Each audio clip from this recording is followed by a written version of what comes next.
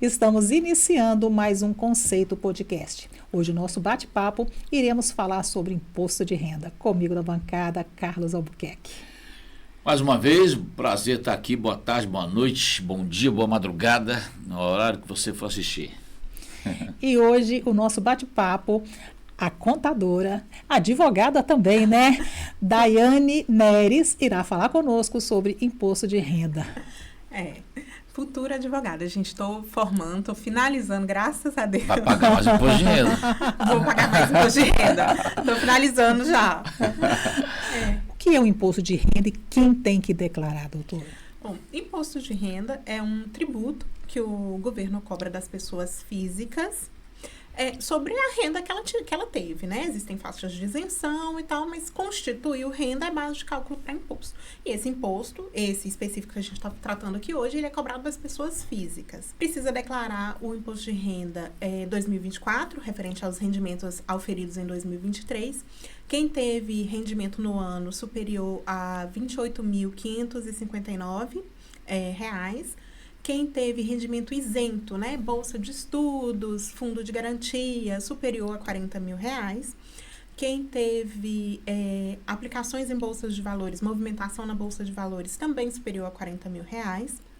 Aqui em Valadares, que é muito comum, né, a gente ter estrangeiros, o pessoal que vem dos Estados Unidos, estrangeiro que se mudou para o Brasil em 2023, independente da data, e que permaneceu no Brasil até dia 31 de dezembro de 2023, também precisa declarar. Se tiver legalizado. Isso, se ele se mudou. Brasileiro? Não, estrangeiro, se ele se mudou. Acontece muito aqui em Valadares, por conta da dinâmica da nossa região, é aquele estrangeiro que se casou com uma brasileira e eles se mudaram para o Brasil, voltaram para o Brasil. Esse estrangeiro que se mudou para cá, ele precisa declarar, porque só o fato dele ter se casado com uma brasileira lá, não necessariamente ele tem adquirido a cidadania brasileira. Mas e quem foi embora e legalizou lá? Então, quem foi embora e legalizou precisa fazer um movimento reverso, que é a comunicação de saída definitiva do Brasil. Por que acontece? Para o Brasil, a pessoa casou, foi embora para os Estados Unidos, independente da via que ela foi, e se casou lá, legalizou lá, e normalmente está mandando dinheiro para cá. Para o Brasil, ela é uma pessoa que continua aqui. Porque se ela não comunicou à Receita Federal que ela saiu, ela continua aqui. Então, existe o perigo dessa pessoa ser tributada duas vezes. Pela renda que ela está oferindo em país estrangeiro, conforme as regras daquele país, e pela renda que chegou aqui. Então, se ela está enviando a renda para cá, esses valores para cá, e entrar em um dos critérios de obrigação de declaração de imposto de renda ou das faixas de tributação, ela vai sim ter que pagar. Então, para quem mora fora, para quem está fora, independente de estar legalizado ou não no país onde estiver, é importantíssimo fazer o comunicado de saída definitiva do país para que esses valores que ela oferiu em país estrangeiro possam entrar no Brasil isento de tributação. O governo federal fez um ajuste agora há pouco tempo, até 2 salários mínimos, isenção também, né? Isso. A nossa tabela progressiva de imposto de renda, ela não tinha ajuste desde 2015. Aí, o ano passado, o governo fez um ajuste, colocou ela em R$ 2.112 e fez uma mudança na sistemática de cálculo para que quem ganha até 2 salários mínimos não pague imposto de renda. Então, hoje a gente trabalha com uma tabela de isenção de 2.112, mas quem ganha 2 salários mínimos pela nova sistemática de cálculo também não vai pagar imposto de renda. Com toda essa modernidade que a gente tem hoje de acesso ao site, fazer tudo online, tudo de forma virtual, o imposto de renda ainda traz nos últimos dias, antes da entrega da declaração, aquele movimento nas contabilidades, fica todo mundo louco, correndo, para dar tempo, que vai dar 11h59 da noite. Eu já fiz imposto 11h59 não, mas assim, 11 da noite eu já transmiti. Fica, vai. Aquele cliente que liga desesperado, eu esqueci. Ainda acontece. Porque o imposto de renda, ele parece simples. E, de fato, se a pessoa só teve uma fonte de renda, aquele trabalhador assalariado só teve uma fonte de renda, ele é relativamente simples e a pessoa, sim, consegue, por meio do aplicativo, por toda essa modernização, ela consegue. A questão é, quando entra outras fontes de renda, entra ganhos de capital, entra rendimentos que vieram isentos da pessoa jurídica, normalmente um empresário, entram os poréns, aí fica mais complicado. E aí, por último que chegam, normalmente nos escritórios, são as pessoas que tentaram fazer sozinha e viram que não estavam dando conta. E aí nos procuram bem. Já aconteceu comigo. Tentei fazer sozinho, caí na malha fina. Não é tão simples quanto parece. Né? Existem muitos detalhes e precisa tomar cuidado justamente para você não cair na malha fina. Principalmente agora com esse cruzamento de dados que o governo federal tem, é um cruzamento de dados muito profundo. O que você está declarando ali, o terceiro também já declarou. Então, assim, aquele rendimento de aplicação financeira que você declarou, porque veio no seu documento lá, no seu informe de rendimentos do banco, o banco também já declarou e vai ser feito esse cruzamento de dados. Então, às vezes, você acha que está fazendo certo, declarou uma informação equivocada e na hora de cruzar as informações, a Receita pega. Eu falei, alguém aqui declarou errado. Então, vou te colocar a malha fina e vem arrumar. Doutora, como você faz quando você vai, por exemplo, em um médico particular, você paga ali, talvez através de Pix hoje em dia, né? E você não tem o recibo. Aí você pode declarar através do depósito do Pix? Não, através do depósito do Pix, não. O profissional, né, o autônomo, ele deve entregar o recibo daquele procedimento que foi feito, com tudo descrito. Só com o pagamento via Pix, não. Existe a grande chance de você cair na malha fina. Porque existe também o cruzamento de dados, né? O médico, o psicólogo, o dentista vai informar aquele pagamento que foi realizado, aquele procedimento, né, que ele recebeu, e você vai informar o procedimento que você contratou. Existe esse encontro de informações. O mero Pix, o mero comprovante de pagamento, ele não é documento hábil para ser declarado no imposto de renda. Eu mesmo já aconteceu de Unimed pagar particular e pedir o recibo, aí de repente a pessoa vira e fala assim, aguarda, ele vai consultar o próximo paciente, aí, ou seja, né, daqui a 1 hora ele vai te dar o recibo. Aí o que você faz? Você vai embora. Por isso que eu te fiz a pergunta da questão de somente o depósito, se estaria valendo para o imposto de renda. Apenas o comprovante do depósito, apenas o comprovante de pagamento, ele não é um documento hábil para você declarar o imposto de renda. Doutor, acontece muito também de, às vezes, as pessoas não ter uma conta ou não saber administrar aquele dinheiro em mãos. Pede você assim, coloca esse dinheiro na sua conta e você vai pagando para mim as contas. E aí? Qual é o risco? Então, aí que é um problema. Por quê? Se for valores irrisórios que a gente teria no dia a dia, tudo bem, né? Não vamos aqui fazer um terror de que o leão vai... Não, valores pequenos e irrisórios não. Agora, se for uma quantia expressiva, você precisa justificar a origem. O que é valor expressivo?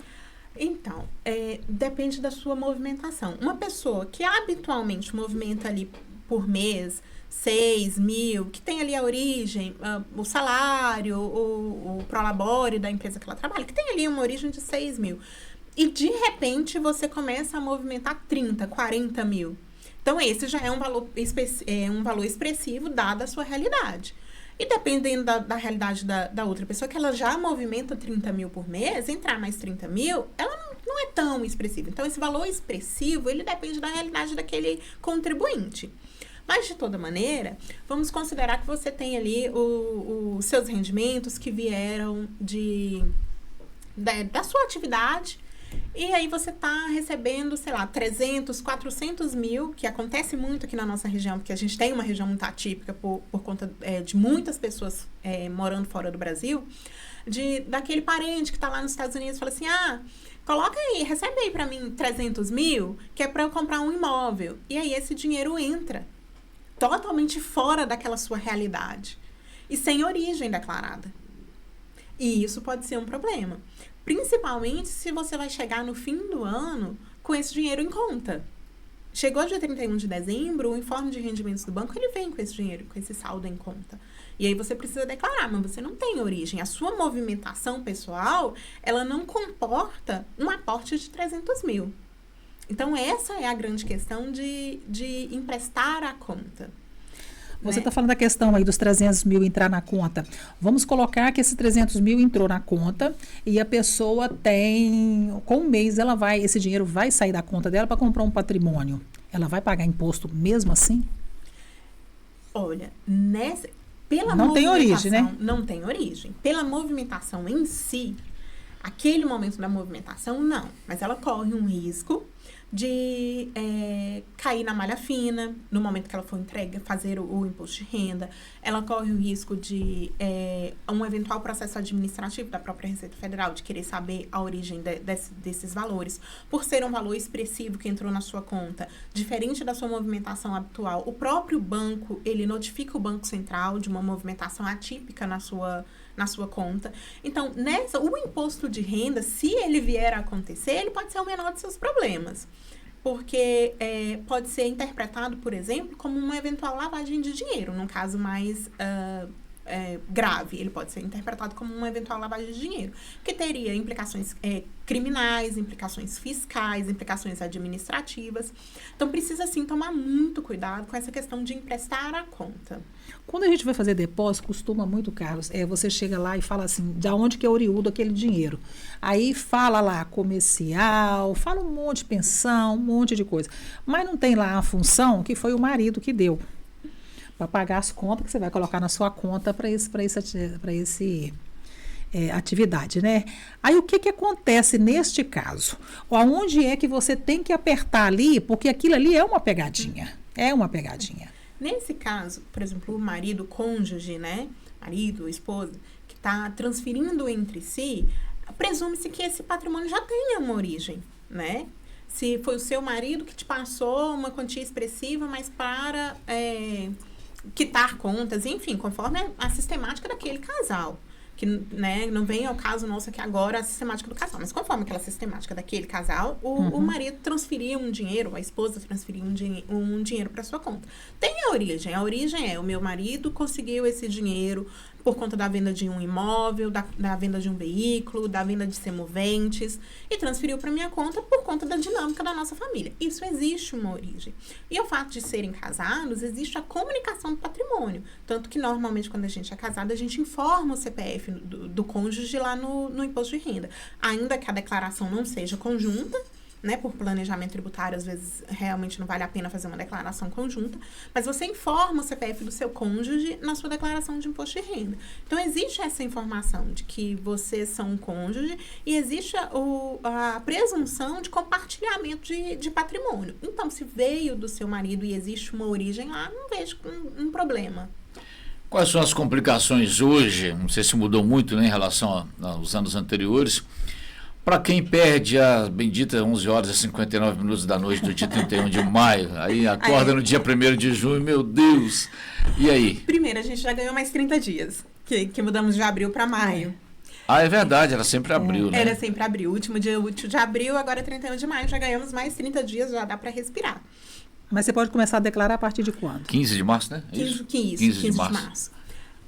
As implicações, ela vai depender do caso concreto daquele contribuinte, que pode ser desde multa de 1% do valor do imposto, limitado a 20%. Se não teve imposto a declarar, ela tem a multa mínima de R$ 165. Ela pode, você pode ser inscrito no CADIM, você pode ter seu CPF suspenso, e em casos mais graves, você pode responder criminalmente, depende muito da situação. Na prática... Fica configurado sonegação. Fica configurado sonegação, e aí configurado questões criminais, aí você pode responder criminalmente por isso. Na prática, a grande maioria das pessoas que perdem o prazo ficam ali na questão da multa, porque o imposto de renda, ele é exigido no banco, ele é uma coisa que faz parte da nossa vida. Então, normalmente, a gente perde prazo porque esqueceu, mas logo precisa resolver. Então, a mais grande, esmagadora maioria dos casos, elas ficam na questão da multa mesmo. Você é muito jovem, você não deve lembrar disso, não sei se a Sônia lembra, mas sou de uma época em que a gente preenchia um caderninho, né, de imposto de renda, não tinha nada, era virtual, era tudo presencial, e a gente tinha que ir à Receita Federal, ou também acho que a agência bancária, E acontecia de você ver cenas impressionantes da porta da Receita Federal fechando assim, as pessoas chorando do lado de fora, mostrando o caderninho, querendo entregar e fazendo sinal. Não, mas eu conheço um funcionário lá, pelo amor de Deus, não faz isso comigo. Então eu já vi, a gente já registrou essas cenas. Tipo o Enem, né? Quando você pede a prova do Enem, portão fechado, era mais ou menos assim. Né? Mas isso estou falando de 20 anos atrás. Mas o prazo era muito pouco, né?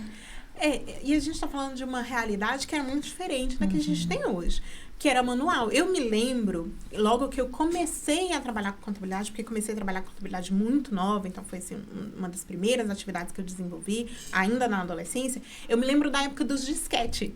O disquete, sim. Que foi um sucessor do caderninho. Foi a transição, né, para o que a gente vive hoje. Eu lembro da época do disquete, que tinha que entregar o disquete na Receita Federal, se eu não me engano, nos Correios também recebia, ou no Banco do Brasil. Sou da época do disquete. E o disquete já foi uma grande modernização. E hoje é tudo online, é tudo virtual. É muito mais rápido. A gente ganha na velocidade, a gente ganha na praticidade de fazer, porque você tinha que ficar preenchendo a folhinha. E isso não tem mais. Por outro lado, o acesso à informação e os algoritmos da base de dados da Receita Federal, eles são muito mais desenvolvidos. Então, aquela declaração de imposto de renda que era feita manual, muito, muito arcaica, era muito mais difícil de se cruzar informações, porque a gente não está falando de um contribuinte, a gente está falando de milhões. Hoje, com o sistema informatizado, ele facilitou para o contribuinte e facilitou também para a investigação da Receita Federal. E aqui é complicado, pega tudo, né? Pega tudo. Pega tudo. E de verdade, pega mesmo. E às vezes pode pegar algum erro que não seja necessariamente algo por má fé do contribuinte. Exatamente. O fato de você estar na malha fina, ou cair na malha fina, como popularmente se fala, não quer dizer necessariamente que você sonegou alguma coisa, ou que houve uma má-fé do contribuinte. Por isso que eu disse, a grande maioria das vezes fica na multa. Porque nem sempre a gente tem a presunção de inocência. E nem sempre aquilo ali foi má-fé do contribuinte. Por exemplo, lá no escritório a gente teve casos de malha fina do ano passado, que a cliente, ela precisou fazer um tratamento médico que foi de um valor expressivo, mas ela realmente fez o tratamento médico, ela realmente tinha todos os recibos médicos, foi feito realmente todos os pagamentos, não tinha nada de errado. Mas quando a Receita Federal viu aquele valor expressivo declarado, caiu na malha fina, a gente entrou com o processo administrativo dentro da própria Receita, demonstrou que houve pagamento daquele valor expressivo, que aquilo aconteceu de verdade. Pronto, não houve mais problema algum. Então, o fato de estar na malha fina, que assusta muito, não quer dizer necessariamente que o contribuinte tenha feito alguma coisa errada. Pode ser que tenha acendido um alerta para a Receita Federal de, opa, essa é uma movimentação atípica, deixa eu verificar. Pode ser um erro de digitação, um rendimento que você esqueceu de declarar, ou acontece muito, o Nubank tem aquela caixinha do Nubank, esses bancos, essas fintechs, a maioria tem, de uma aplicaçãozinha financeira aqui, que você esqueceu de declarar, porque você nem lembrava que você tinha. Às vezes a movimentação é muito pequena, não houve má fé, ninguém vai, no mundo real, não declarar um rendimento de aplicação de R$30, não houve má fé nisso. Houve às vezes o contribuinte nem sabia. Então, cai na malha fina por esses detalhes, que pode ser corrigido e às vezes nem multa gera. O seu escritório já é daqueles que daqui a pouco já começa a avisar o pessoal, os clientes? Então, nós estamos avisando desde janeiro. Desde janeiro? Desde janeiro. Desde janeiro já estão recebendo os recadinhos do coração lá, para poder separar a documentação e levar tudo direitinho. Porque tem aquela questão, quem declara primeiro, entra nos primeiros lotes, né? Não quer dizer que você declarou no imposto de renda na primeira semana, você vai receber no primeiro lote. No caso da restituição, da né? restituição. Porque o primeiro lote, existem prioridades por questão de idade, professores também recebem primeiro, portadores de moléstia grave também recebem primeiro, mas a regra declarou primeiro, recebe primeiro. Então, quem teve rendimentos retidos em 2023, que entrar nas primeiras semanas de declaração tem grande chance de receber nos primeiros lotes. E quem declara primeiro também, ele tem a possibilidade de qualquer erro fazer alterações, né? Isso, fazer alterações. As retificações, elas podem ser feitas a qualquer momento. O ideal é que elas não aconteçam, porque a gente tem uma ideia, talvez um pouco fantasiosa, de que a gente retificou aquela declaração e a anterior some na base de dados da Receita Federal. Ela fala assim, eu vou sumir com essa aqui, porque chegou uma nova. Não existe isso. A anterior fica, ela perde a validade legal, mas as informações continuam lá, e chega uma nova para falar, essa declaração nova aqui, ela possui a validade legal para esse exercício. O ideal é que não se retifique muito as declarações, porque Ou seja, você pode fazer mais de uma vez. Você pode fazer mais de uma vez. O ideal é que não faça, por conta de segurança na informação e por uma série de outros fatores e de sinais de alerta que você possa lançar sobre o seu patrimônio. O ideal é que não faça, mas você pode sim fazer mais de uma vez. A senhora perguntou agora há pouco sobre a questão do médico, né, que não dá lá o recibo. Além da saúde, que tipo de outras despesas a gente pode deduzir do imposto de renda? Despesas com educação, mensalidade escolar, por exemplo. Mensalidade escolar, mensalidade de universidade, despesa com a educação do contribuinte e de seus dependentes, despesas médicas do contribuinte e dos dependentes, odontológicas, de fisioterapia, né, despesas relacionadas à saúde, despesas relacionadas à educação. Medicamento, não pode. Mas o medicamento tem um custo elevado. Ainda assim, ele não é deduzido da base de cálculo. E nessa questão de saúde, a gente também precisa levar em consideração o tipo de procedimento. Porque existem, por exemplo, profissionais dentistas, que é muito comum, nessa era de harmonização facial, de rejuvenescimento, eles são dentistas, mas oferecem serviços que são relacionados à estética e não à saúde. É permitido, o conselho deles permite, não existe nenhuma ilegalidade nessa prestação de serviço. A questão é que esse serviço relacionado à estética, ainda que realizado por um dentista, né, que seria um profissional hábil a bater imposto de renda, esse serviço relacionado à estética, ele não é dedução da base de cálculo de imposto de renda. A gente vê ainda, eu já tive esse problema em contabilidade, você compra um patrimônio, vamos colocar que você compra um imóvel de 50 mil reais. Aí você dá uma manutenção na sua casa, troca telha, pedreiro, você tem todos os comprovantes e você não tem o ganho na sua casa. Os 50 mil continua ali, vai. E quando você vai vender, talvez aquela casa de 50 já vai estar valendo 200. A gente pode alterar esses valores? Então, quando você tem um imóvel, eu comprei uma casa simples, né? Um exemplo para a gente ilustrar aqui. Eu comprei uma casa simples com a intenção de reformá-la. E estou reformando. Eu preciso guardar todos os documentos para, na hora de fazer o meu imposto de renda, o profissional que eu contratei para isso, fazer a valorização desse imóvel com base na reforma que eu fiz. Porque eu comprei um imóvel de 50 mil, mas eu fiz uma reforma nesse imóvel que custou mais de 150. E essa reforma, essa alteração, ela precisa ser informada lá no imposto de renda, em um campo específico, para que quando eu for vender o meu imóvel, eu não tenha que pagar um ganho de capital muito em cima de uma base de cálculo muito expressiva que não está condizente com a realidade. Então, por isso é importante contratar um profissional que esteja antenado às permissões que a legislação nos dá. Ainda tem muita dúvida em relação a quem pode ser meu dependente. As pessoas chegam lá com essas dúvidas ao escritório? Chegam lá com essas dúvidas. Existem dependentes que, né, a esposa ou o marido, filhos menores ou quase que automático. Quase que automático. Agora, por exemplo, pai e mãe, ele pode ser dependente? Pode. Não é um dependente automático. Depende daquela realidade. É a minha mãe que convive, que vive comigo, para quem ela realmente é minha dependente. Sou eu que sou a provedora, ela não tem renda, sou eu que sou a provedora, então é minha dependente.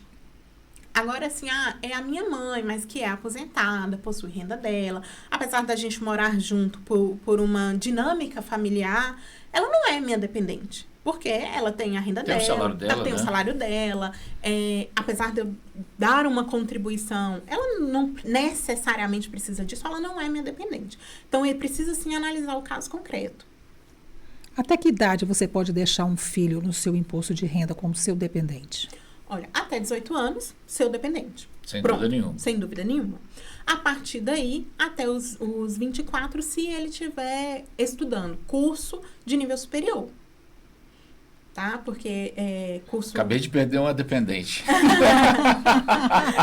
de- Acabou de se formar. Acabou de se formar, perdeu a dependente, perdeu a dedução. Faz diferença. Não foi uma boa notícia. É ruim, então? É porque o dependente, ele Mas vai entrar outras contas no lugar. depende, né? Ele perdeu a dependente, perdeu a dedução pelo próprio dependente, perdeu se pelo visto era universitária. Sim. Se ele pagava a faculdade, por exemplo, perdeu essa dedução também da faculdade. Então, é ruim. Mas É. pode entrar outras contas no lugar, entendeu? Porque É. geralmente é assim que acontece, né? E quais outras informações que é interessante a pessoa como física, né, na hora de declarar o imposto de renda? Então, primeiro, saber se você é obrigado a declarar. Normalmente, a pessoa que ela só tem uma fonte de renda, um trabalhador assalariado, um funcionário público, das carreiras militares, essas pessoas só têm aquela fonte de renda, então é fácil saber se precisa declarar ou não. Quando a pessoa é empresário, aí já começa a dificultar, porque existe a pessoa física, que é a titular do imposto de renda, e existe a pessoa jurídica que está ali fazendo aportes de dinheiro para a pessoa física. Porque o empresário, ele tem a movimentação financeira da empresa dele, lá do CNPJ, e esse CNPJ transfere recursos a título de prolabore, a título de distribuição de lucro, e existe essa movimentação financeira. E aí precisa fazer uma análise. Só que hoje, a grande questão dessa diferença de pessoa física e pessoa jurídica está naquele empresário que é MEI, que é microempreendedor individual.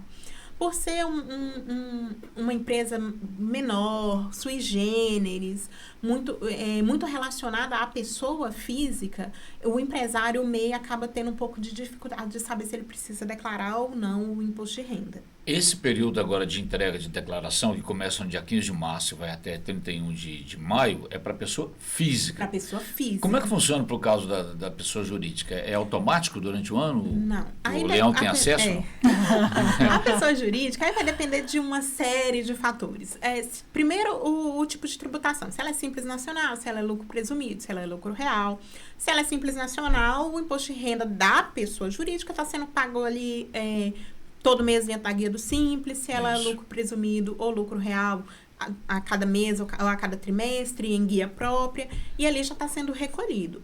A questão que eu falo do MEI é porque o MEI não tem esses pagamentos. E normalmente, por ser muito pequeno, ele não tem uma contabilidade que está cuidando ali do seu negócio.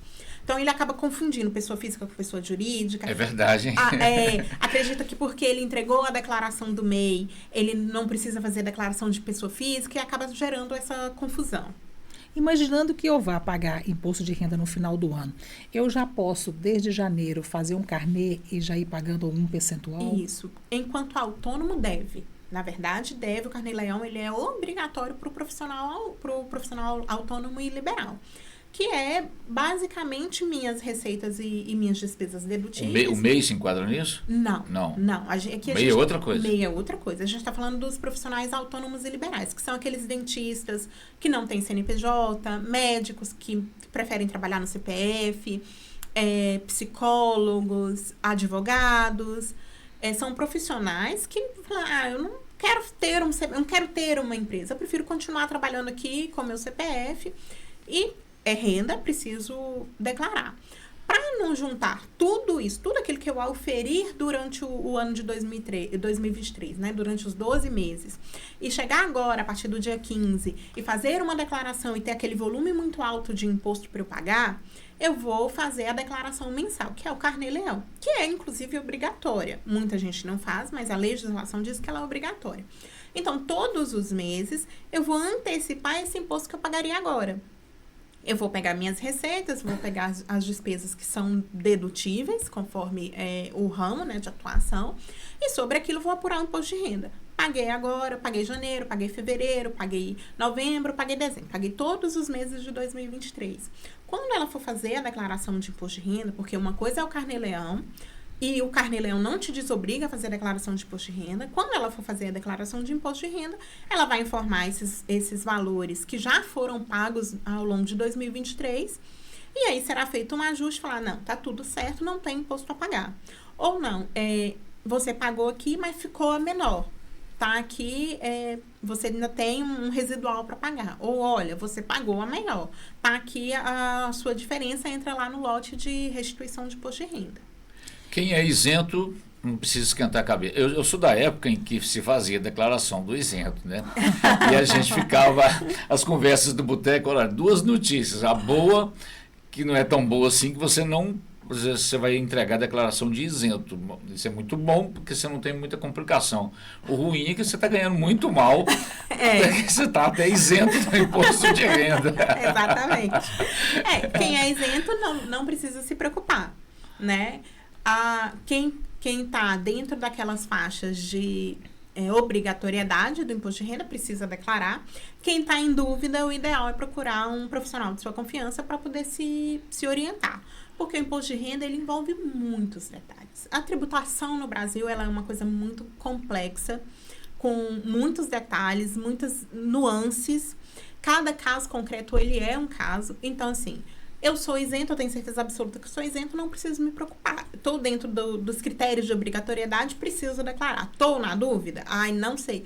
Procura um profissional de sua confiança para poder se orientar. Coopere com o contador, não deixe para as 11 horas e 57 minutos do dia 31 de maio, né? Por favor, coopere com o seu contador. Quando você vai pagar muito imposto, aí o caixa do marido, da esposa, tem uma sobra de valores ali. A outra pessoa pode pegar emprestado aquele valor que está no imposto do marido, da esposa? Pode pegar emprestado. Não existe nenhuma norma na legislação que te proíba de pegar valores emprestados. Não tem problema algum em pegar. O que precisa tomar cuidado é para que esse empréstimo seja declarado nas duas partes. O João que emprestou para o Francisco. O João vai declarar lá na declaração de imposto de renda, olha, eu emprestei 50 mil reais para Francisco CPF número tal. Francisco CPF número tal vai declarar, eu recebi a título de empréstimo do João o valor de 50 mil reais. Cruzou a informação, bateu, não tem problema nenhum. Quanto tempo você tem para pagar aqueles valores ali no papel? Então, aqueles valores ali no papel, ele é um contrato privado. É vontade das partes que fizeram aquele acordo. Aí é como vocês decidiram que esse valor vai ser pago. 50 mil reais que vai ser pago em 10 vezes, em 20 vezes. Aí é um acordo de vontades entre as partes. Então, não tem um tempo específico. E se o valor vier como doação? Então, o valor como doação, ele é tributado. Ele é base de cálculo de imposto. Se ele veio como doação, foi lá, recolheu o imposto devido, e aí ele vai entrar na sua declaração de imposto de renda. Mas como doação, quem paga? Quem doou ou quem recebeu a doação? Quem doou. Como doação, quem paga é quem doou. Aí pode ser que seja um acordo de vontades, né? A regra é quem doou. Até para dar o presente ainda tem que pagar o imposto aí. Até para dar o presente você tem que pagar o imposto. E se a pessoa não pagar o imposto? Fez a declaração, não pagou. O que pode acontecer? Então. Nossa, ele está nas jaulas dos vários leões, não é um leão só, não. Fez a declaração e houve lá um imposto a pagar. Não pagou, a gente costuma brincar que a Receita Federal, que o leão é o maior agiota desse país, porque os juros são altíssimos. Então, a gente já entra nesse primeiro problema. A dívida não vai sumir, ela não vai desaparecer, ela vai continuar lá vinculada ao seu CPF. Há juros muito altos. Então, esse é um primeiro problema. Depois disso, você pode ser registrado no CADIM, que não é bom, você vai ter lá restrições no seu CPF, registrado no CADIM. Você pode ter seu CPF suspenso. pode ir para a dívida ativa da União, você pode ser executado, né, judicialmente executado, e aí na execução fiscal existem uma série de implicações que elas podem acontecer, inclusive bloqueio de valores dentro da sua conta corrente, bloqueio de patrimônio, de veículo, de imóvel, e aí a gente já está falando lá dentro da execução fiscal. Então, desde juros muito altos até bloqueio de valores em conta corrente ou de patrimônio, tudo pode acontecer. O ideal é que o contribuinte se planeje para vir durante o ano, durante aquele exercício, verificando seus rendimentos e pagando antecipadamente esse imposto, para quando chegar na declaração de ajuste não ter um valor tão expressivo. Quando você diz que o CPF vai ser suspenso, a pessoa deixa de existir? Quase isso. Com o CPF suspenso, hoje a gente vive com base no CPF. Então, suas contas bancárias elas serão bloqueadas, porque seu CPF está irregular junto à Receita Federal. Você não vai conseguir renovar a carteira de habilitação. Você não vai conseguir comprar um patrimônio. Nada que você precise de CPF. É mais ou menos isso, né? É mais ou menos isso. É quase não existir mesmo. Carlos, muito obrigado pela sua participação. Tiramos todas as dúvidas. Agora é declarar, né, Carlos?